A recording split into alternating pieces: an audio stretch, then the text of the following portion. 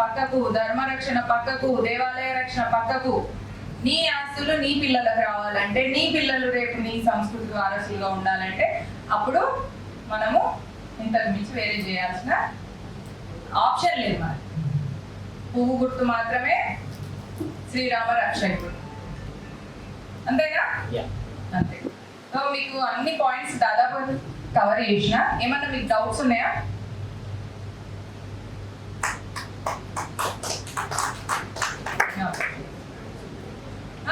ఏమన్నా డౌట్స్ ఉంటే దానికి సంబంధించి అడగండి.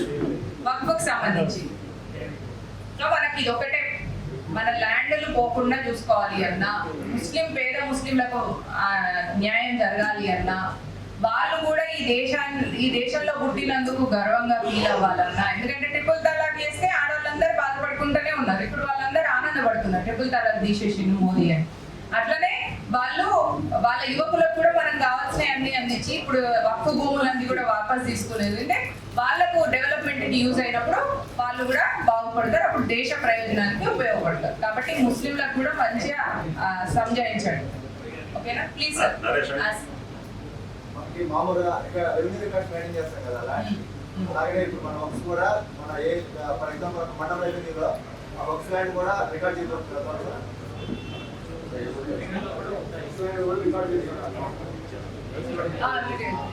రెవెన్యూ రికార్డ్స్ మెయింటైన్ చేస్తారు కదా, మండల రికార్డ్ మెయింటైన్ చేస్తారు కదా, అది ఆ వర్క్స్ ల్యాండ్ కూడా దాంట్లో ఇంక్లూడ్ చేయబోతున్నారా? ఇప్పటి వరకు ఏంటిదంటే వక్ఫ్ ఏంటంటే ఒక ల్యాండ్ తీసుకొని అది రెవెన్యూ రికార్డ్ లో వక్ఫ్ అని పెట్టేసుకున్నది మీ పేరు కింద. తర్వాత నెక్స్ట్ ఆర్ఓఆర్లు వస్తాయి కదా వాటిలో కింద మీ పేరు కింద పోయేసి ఇప్పుడు వక్ఫ్ అని ఉంటది. ఇప్పుడు ఏమవుతుందంటే మీది ఒకవేళ మీ ల్యాండ్ అట్లా అయితే దాన్ని సర్వే కమిషన్ కి ఇస్తారు. సర్వే కమిషన్ ఎవరు ఉంటారు? ఆ ఏరియా కలెక్టర్ ఉంటారు.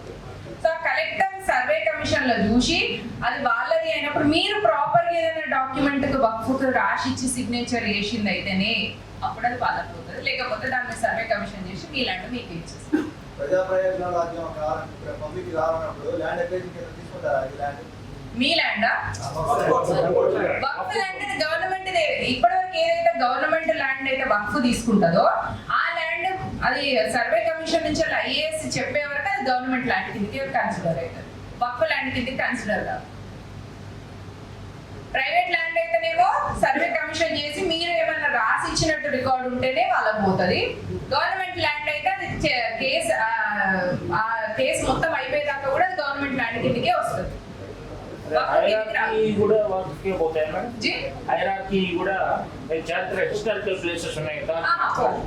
అవి హిస్టారికల్ ప్లేసెస్ అన్ని కూడా గవర్నమెంట్ ప్రాపర్టీ కిందకి వస్తుంది. అది దేశ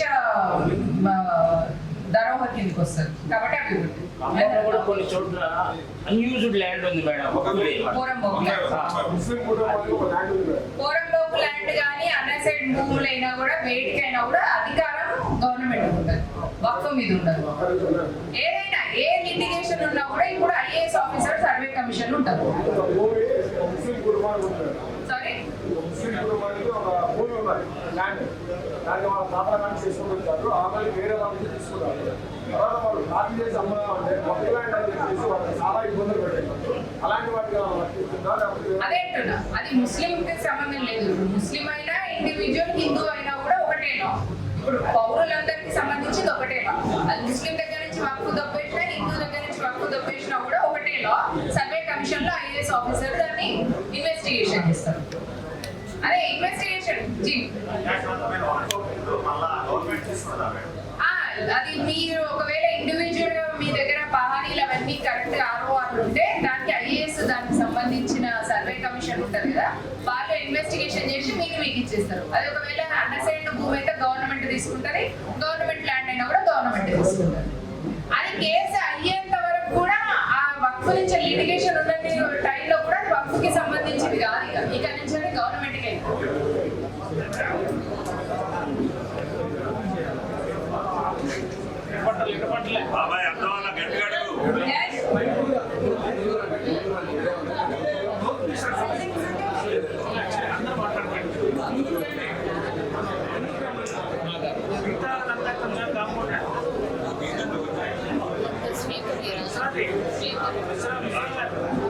ఇది లాస్ట్ క్వశ్చన్ అండి. తర్వాత ఈ కార్యక్రమం అతిథులను సన్మానం చేసుకున్న తర్వాత అందరికీ కూడా భోజనం వ్యవస్థ ఉంది కనుక ఒక 10 నిమిషాలు మాత్రమే కార్యక్రమం నడుస్తుంది. దయచేసి అందరూ కూడా ఓపిక గా కూర్చోవాల్సిందిగా కోరుతా ఉన్నా. Last question